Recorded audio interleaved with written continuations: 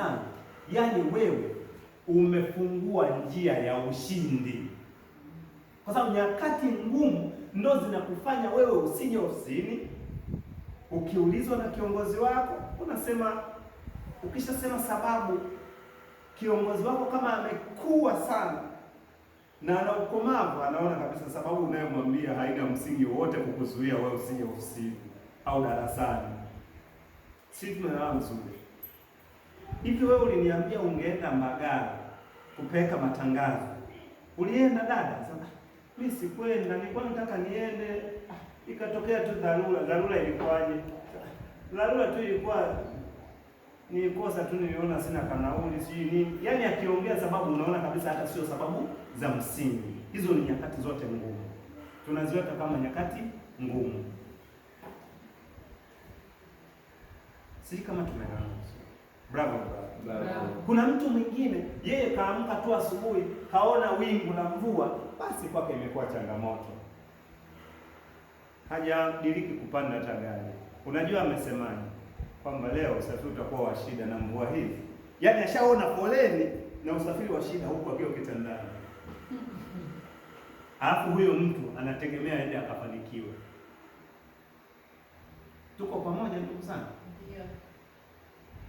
Jambo lolote unapoliamlia kulifanya, ukiamini kabisa kwamba hili jambo ninaenda kufanikiwa kama ambavyo wamefanikiwa walionitangulia, lazima ulikamie, lazima ulishikilie, lazima uwe na msimamo nalo. Usikubali mazingira yoyote ya kuondoa, usikubali mazingira yoyote ya kurudisha nyuma, usiruhusu visingizio. Ukiruhusu visingizio, maana yake wewe unajiandaa kufeli. Mwisho wa siku nikiendesha gari mimi hapa na dada pale, mliobaki mnaanza kusema watu na bahati zao. Hawa inawezekana sio bure, yule mkurugenzi wanajuana na hawa, wanabebana. Si tunaelewana? Lakini je, umefanya homework, umefanya kwa usahihi? Si tumeelewana vizuri? Siku moja nilikuwa Dodoma nafundisha, baadaye nikauliza, wangapi mna pesa? Sasa ilikuwa imejaa kama hivi. Wangapi wana pesa? Walinyoosha wachache, wengine hawakunyoosha. Wangapi hawana hela? Wakanyoosha. Sasa nikasema,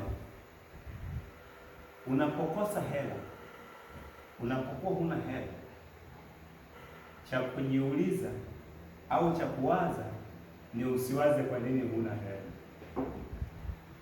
Waza nifanye nini ili nipate hela. Waza kinachokupa hela kuliko kuwaza pesa, kwa sababu pesa ili uwe unayo ni lazima kuwe na unachokifanya kinacholeta nini? Pesa. Sasa hauna ulichokifanya, alafu wewe unataka uwe na hela, maana si tutakuwa wezi? Si tutakuwa wezi ndugu zangu? Sina hela, jiulize, je, nimefanya nini na nini na nini afu sijapata hela? Mungu wetu ni Mungu mwaminifu ambaye hajawahi kutupungukia pale tu tunapotoa jasho letu. Na ndio maana hata yeye mwenyewe akaandika akasema, nitabariki kazi za mikono yenu, nitabariki jasho lako. Akasema yeye mwenyewe kabisa. Mungu hajawahi kumpungukia mtu ambaye anawajibika. Lazima tu Mungu atakupa.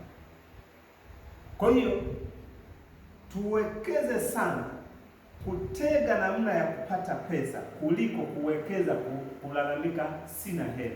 Yaani mwezi huu sina hela. Yaani shoga yangu, yaani sina hela. Yaani wimbo tunaufanya kuwa wimbo. Sina hela, sina hela.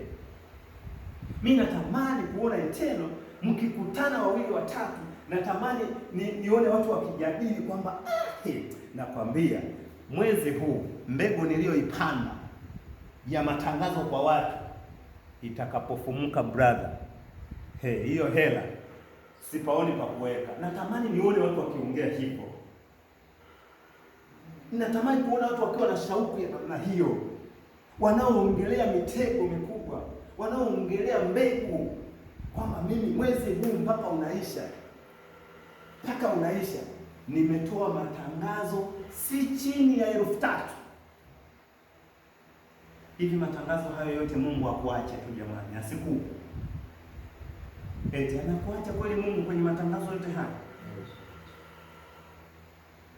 Mkulima, nikiongelea mkulima, wako wakulima hapa wanajua namaanisha nini. Mkulima ili avune mazao mengi huwa anawekeza kwenye uandaaji. Je, shamba hili andae nini? Ndio maana unakuta anaweka mbolea, lakini mbegu anapanda vizuri. Akipanda mbegu, lakini bado haishi tu kusema mbegu zimeota basi zinatoa